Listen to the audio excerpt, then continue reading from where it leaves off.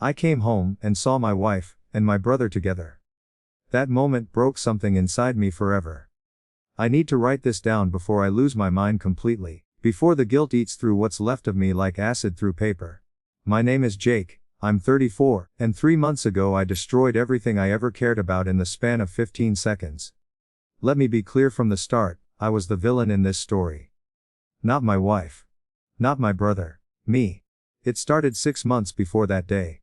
Started with a coworker named Melissa, who laughed at my jokes a little too hard. Who touched my arm when she talked. Who made me feel like I was 25 again, instead of a tired husband who'd forgotten what excitement felt like. Sarah, my wife, was 8 months pregnant with our second child. Our daughter Emma was 4. Sarah was exhausted all the time, her body aching, her patience thin. I told I understood. I told I was supportive. But inside, some poisonous part of me felt neglected. Felt like I'd been demoted from husband to assistant. From lover to furniture. That's how cheaters think. We make ourselves the victim first. Melissa started it, I told. She was the one who suggested drinks after the conference. She was the one who booked the hotel room when we missed the last train. She was the one who me first. All lies. I used to sleep at night. I could have said no at any point. I didn't. It happened 3 times over 2 months. Each time I came home and Sarah's forehead held Emma, felt her tiny hand in mine, and felt nothing but a distant, buzzing numbness where my conscience used to be. I was careful. Deleted messages. Paid cash, never left evidence. But I got sloppy in the worst possible way. I got comfortable. The day it happened, I'd told Sarah I had a late meeting. Instead, I was at Melissa's apartment. We were on her couch when my phone rang. Sarah, probably asking me to pick milk or diapers on the way home. I didn't answer. Melissa was kissing my neck. My phone kept ringing, then it stopped. Then it started again. Then again. The 5th time, something cold dropped into my stomach. I picked. Jake. Sarah's voice was tight, pain-edged.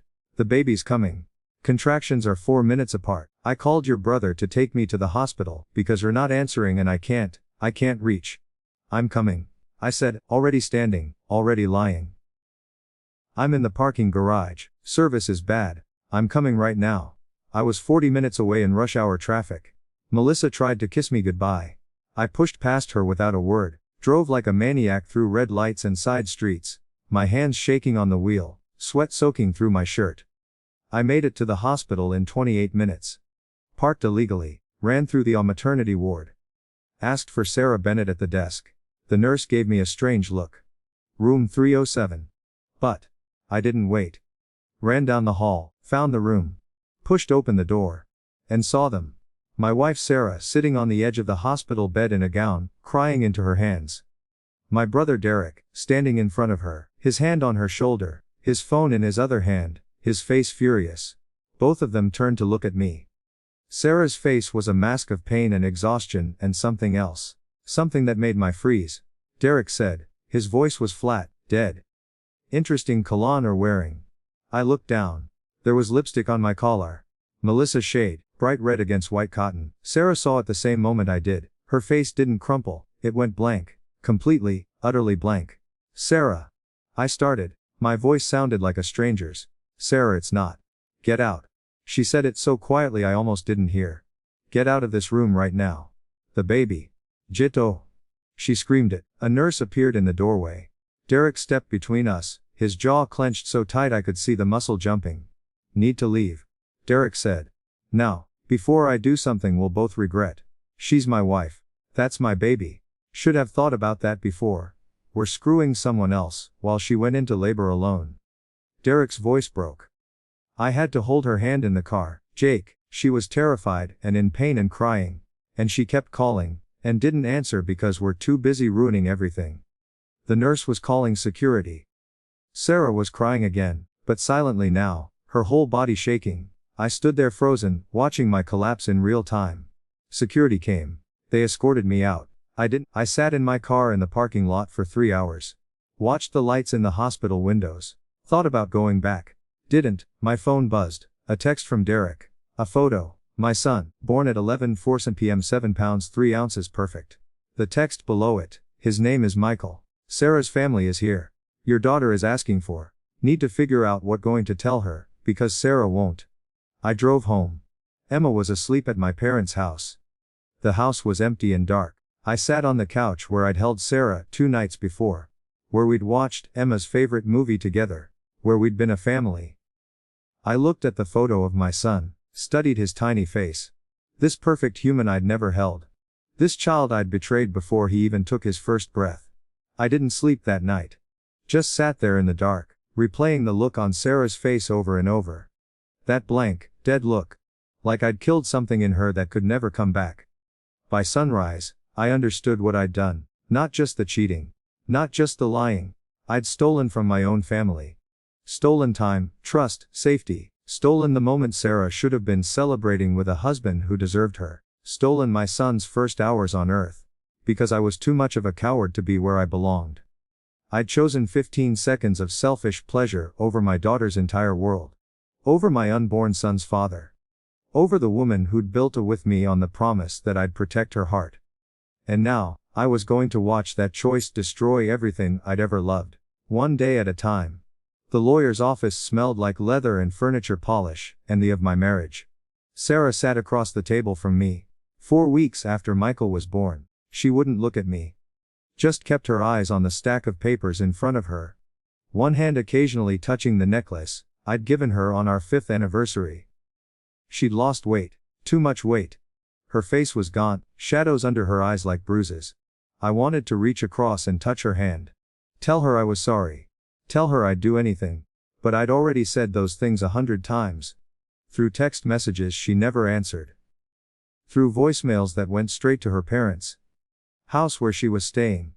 Through the locked door when I tried to see my kids, and her father told me to leave before he called the police. Her lawyer was a woman named Patricia, who looked at me like I was something she'd scraped off her shoe. Mr. Bennett, we're prepared to offer the following terms. Mrs. Bennett gets primary physical custody of both children.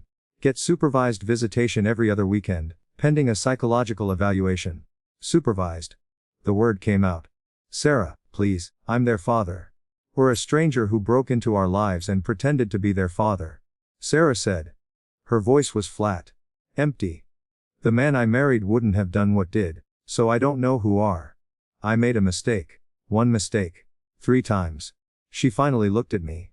Her eyes were dead. Derek found the hotel receipts when he helped me pack the house. 3 different dates. 3 different hotels. 3 times looked at your pregnant wife and chose someone else. The room tilted. How did he? Left your credit card statement in your desk drawer. He was getting Emma's coloring books. Sarah's lawyer put a hand on her arm. But she kept going. Do you know what else he found? A birthday card, from her. From Melissa. Happy birthday to the man who makes me feel alive. That's what it said. I couldn't breathe. Couldn't think. That card, I'd shoved it in the drawer meaning to throw it away. Forgotten about it. Sarah, I swear I ended it. The day Michael was born, I ended it because, got caught. Her voice cracked. Just a little. Just enough to show the pain underneath. If I hadn't gone into labor early, if Derek hadn't seen that lipstick. If I hadn't smelled her perfume on when walked in. Still be doing it. Still coming home to me and Emma. Still kissing me with that mouth. Still holding our daughter with those hands. She stood. Her lawyer stood with her. Sign the papers, Jake. Give me the house. Give me primary custody. Pay the child support. And maybe, in a few years, when figured out how to be honest, we can talk about unsupervised visits. I want to see them. I want to see Emma. I want to meet my son. Should have thought about that before. Sarah grabbed her purse. Emma asks about every night. She doesn't understand why Daddy doesn't live with us anymore. She thinks she did something wrong. She made a card at press school. A drawing of our family. She drew standing away from the rest of us. Because that's how she sees it now, we're not part of us anymore. The lawyer was ushering her toward the door. Sarah stopped. Turned back. I had to explain to our 4-year-old daughter why Daddy wasn't at the hospital when her baby brother was born. Do you know what I told her? I told her had to work. Because even after everything, I couldn't tell her the truth.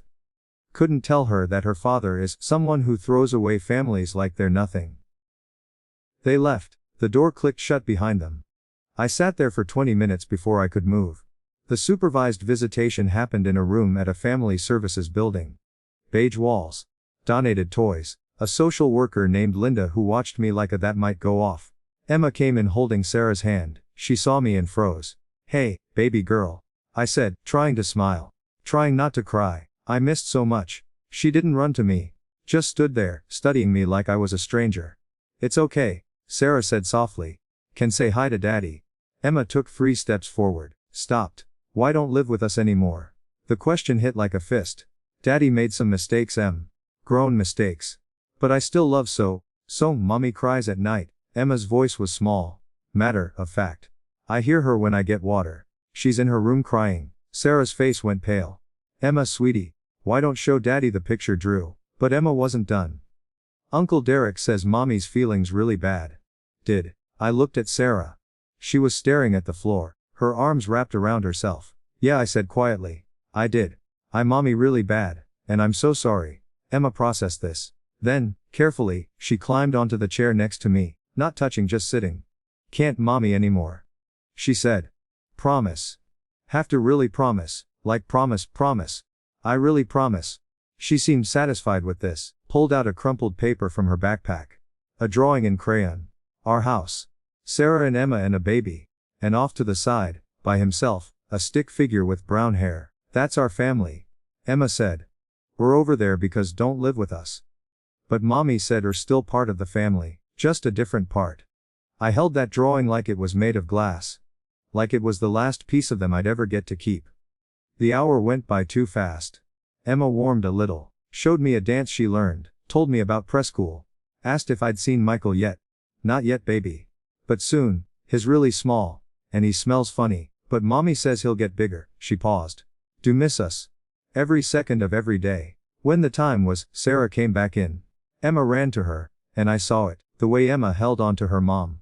The way Sarah was her whole world now. The way I'd been demoted from parent to visitor. Sarah let me see Michael before they left, held him out just far enough that I could see his face. He was perfect. Dark hair like mine. Sarah's nose. Sleeping peacefully, no idea his father was a failure. "Can I hold him?" "No," Sarah's voice was firm. "Not until completed therapy. Not until I know we're stable." "Sarah, please, he's my son." Then should have acted like it. She pulled Michael back against her chest. "Emma, say goodbye to Daddy." Emma hugged me. A real hug this time. "Daddy, I love too, baby girl. So much." They left. I sat in that beige room with Linda the social worker and cried like a child. Work became unbearable. People knew, whispered. Melissa had quit a week after everything fell apart, but the damage was done. My boss called me in. Told me to take a leave of absence. Get my together. Come back when I was functional. I moved into a studio apartment that smelled like cigarettes and desperation. Spent my days in therapy sessions where I talked in circles about why I'd done it. Spent my nights staring at Emma's drawing on my refrigerator. My parents barely spoke to me. My mom cried every time I called. My dad just said, "I raised better than this," and hung. Derek blocked my number. Blocked me on everything. Sarah's entire family treated me like I was dead. The only person who still talked to me was my friend Marcus, and even he said, "Man, I don't know how come back from this." The answer was don't. 6 weeks after the separation, I saw Sarah at the grocery store. She was with Emma and Michael, her cart full of diapers and baby food and the cereal Emma liked. She saw me. Her face went cold. She turned the cart around and walked the other way. Emma saw me over her shoulder. Waved. I waved back, standing there in the cereal aisle. Watching my family disappear around the corner, like they were never mine at all. That night, I looked in the bathroom mirror. Really looked. Saw a man who'd traded everything real for something. Who'd gambled his children's stability on a few hours of feeling wanted. Who'd destroyed the only woman who'd ever truly loved him, because he was too selfish, and too weak, to appreciate what he had. I thought about that moment in the hospital, the lipstick on my collar, the look on Sarah's face. That was the moment everything broke. But the breaking started months before. Started the first time I told that my wife being tired meant I deserved attention elsewhere. Started the first time I lied. Started the first time I chose wrong and told it didn't count. Every affair starts with a choice. And then another choice. And then another. Until you're standing in front of your family with another woman's lipstick on your collar, and your wife is in labor, and your brother is looking at like you're a monster. Until realize you're the monster. The divorce was finalized on a Tuesday. Gray sky, cold rain, the kind of weather that feels like the universe agreeing with your failures. I signed the papers in a conference room that cost $400 an hour to rent. Sarah signed remotely, didn't want to be in the same room as me. The judge granted her everything. The house. Primary custody. I got every other weekend with supervision for 6 months. Then unsupervised if I completed therapy and stayed clean on tests. Child support that would leave me eating ramen in my studio apartment for the foreseeable future. I didn't any of it. What was there to for? I'd already lost. My lawyer, a exhausted looking man named Tom, shook my hand afterward. Got off easy, honestly. She could have pushed for supervised visits indefinitely. Could have asked for a restraint order. She's a better person than me, I said. Yeah. Tom agreed, she is. 3 months post-divorce, I had my first unsupervised visit with Emma. Just her. Sarah still wouldn't let me be alone with Michael. I picked Emma from Sarah's parents a house. Her grandmother handed her over like she was transferring something fragile and dangerous at the same time. She needs to be back by 6, Grandma Patricia said. Not 6:01. Not 6:15. 6 o'clock, Jake. Yes, Mom. And if she comes back upset, if she tells me said anything inappropriate about her mother. I won't, I promise. Emma climbed into the booster seat I'd installed in my sedan. The car that replaced the SUV Sarah kept. The family car with Emma's snack crumbs in the seats and Michael's infant carrier, still clipped in the back. Where are we going, Daddy? Emma asked. I thought we'd go into the park, get ice cream. Whatever want. Can we go to our house? I want to show my new room. Our house. She still called it that. Even though I hadn't lived there in 4 months. That's Mommy's house now, baby. We have to ask her permission. Oh, Emma processed this. Can we go to your house? My studio apartment with its Murphy bed and mini fridge and single window that faced a brick wall. Sure, Em. We can do that. The apartment looked even more depressing through Emma's eyes. She walked around the single room, taking in the lack of space, the lack of anything that made it a home. Where do I sleep when I stay over? I pointed to the air mattress folded in the corner. That for? And get the Murphy bed. I sleep on the air mattress. She nodded seriously, studied Emma's drawing still taped to the refrigerator. Kept it. Of course I kept it. It's my favorite thing I own. She climbed onto the Murphy bed, her little legs dangling. Daddy. Why did leave? I'd been dreading this question for months. Had practiced answers in therapy. But sitting there, looking at my daughter's confused face, all the practiced words disappeared. I did something really bad, Emma. Something that Mommy really badly. And because of that, Mommy and I can't live together anymore. What did do? I broke a promise, the most important promise I ever made. To Mommy. Yeah. To Mommy. Emma thought about this. I break promises sometimes. Like when I promise to clean my room and then I don't, but Mommy doesn't make me leave. The simplicity of it destroyed me. Promises are different. When break them, sometimes can't fix them. Chen say sorry. I said sorry so many times, baby. But sometimes sorry isn't enough. She looked at me with those big, serious eyes. 4 years old and already learning that the world breaks people. That fathers disappoint. That families fall apart. I miss Daddy. I miss reading me stories. I miss making pancakes on Saturday. I pulled her into a hug. Felt her small body against mine. Smelled her strawberry shampoo. I miss too. So much. And Mommy going to get back together? No baby, we're not. Because broke the promise. Because I broke the promise. She cried a little then. Not big, heaving sobs. Just quiet tears that she wiped away with her palms. The way kids cry when they're trying to be brave. We went to the park after that. I pushed her on the swings. Watched her climb the jungle gym, bought her ice cream that dripped down her chin. For 2 hours, I got to be a dad again. Not a weekend visitor. Not a supervised obligation. Just a father with his daughter. But at 5:45, I had to pack her back in the car. Had to drive her back to her grandmother's house. Had to watch her walk those steps and disappear inside, without looking back. Grandma Patricia stood in the doorway. She okay? She asked why I left. What did tell her? The truth. That I broke a promise. Something flickered across her face. Not forgiveness, but maybe understanding. No, Jake I actually liked. Thought were good for Sarah. Good for Emma. Shows how wrong can be about people. I'm sorry. I said. Again, always again. I know it doesn't matter, but I'm sorry. Right. She said. It doesn't matter. The door closed. I sat in my car and watched the light in Emma's window turn on, saw her silhouette pass by, wondered if she was playing with her toys or thinking about her broken family. 6 months after the divorce, Sarah started dating. I found out from Emma, who mentioned Mommy's friend Chris, in the same breath as talking about her favorite cartoon. I called Sarah that night. First time I'd called her directly since the separation. She answered on the 4th ring. "What do want, Jake?" Emma mentioned someone named Chris. Silence. Then carefully, "I'm allowed to see people." "I know. Is it serious?" "That's none of your business." "They're my kids too." "Are they?" Her voice went sharp. Hard. Because from where I'm standing, gave that right when decided being faithful was too hard.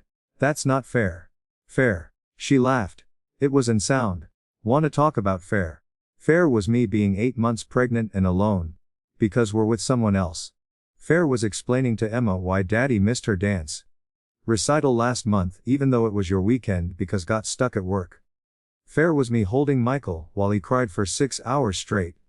Because he's colicky and I have no help because person who was supposed to be my partner is gone. I offered to help. I told I'd take night shifts. I don't want your help, Jake. I don't want anything from except child support, and to not make my harder than already have. The line went quiet. I could hear Michael crying in the background.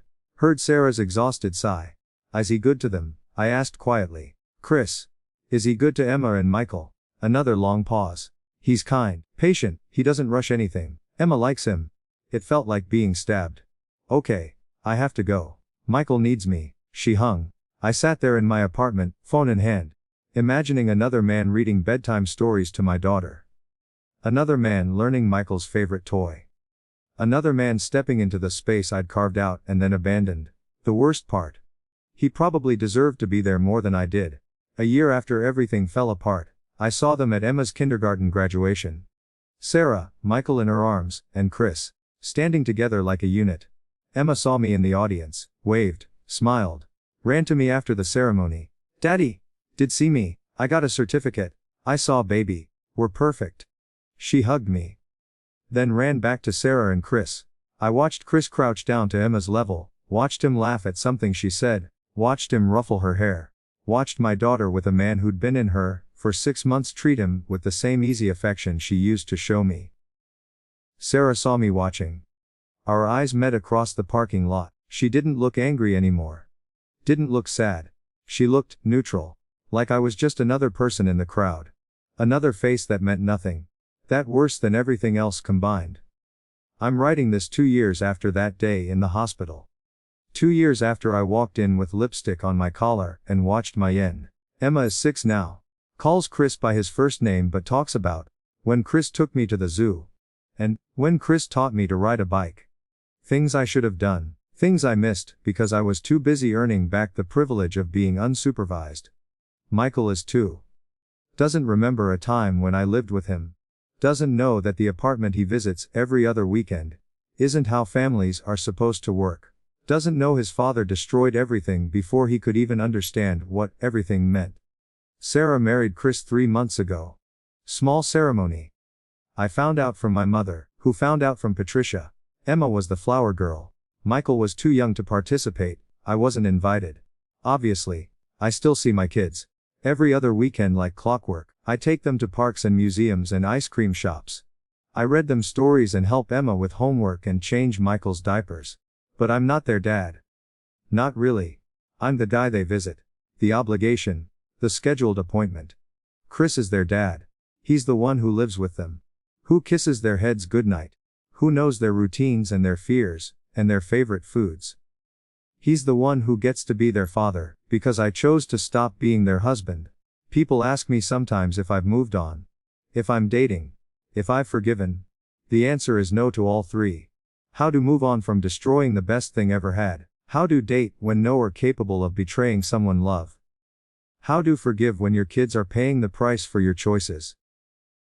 I think about that moment every single day, walking into that hospital room, seeing Sarah's face, the lipstick, the collapse. If I could go back, I'd delete Melissa's number, I'd tell her no, I'd go home to my pregnant wife and my daughter, and I'd remember how lucky I was. But I can't go back. None of us can. So instead, I live in this studio apartment. I work my job. I see my kids, when the custody agreement allows. I watch them build a that doesn't really include me.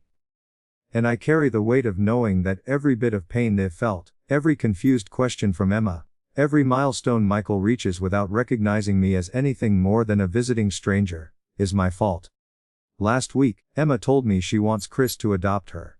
So we can all have the same last name, she said. Like a real family. I smiled and told her that sounded nice, told her I wanted her to be happy.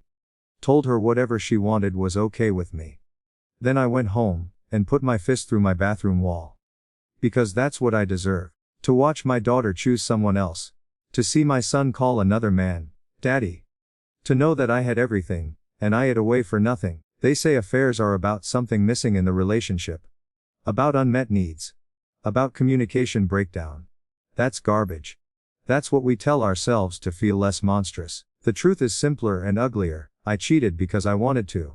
Because I chose to.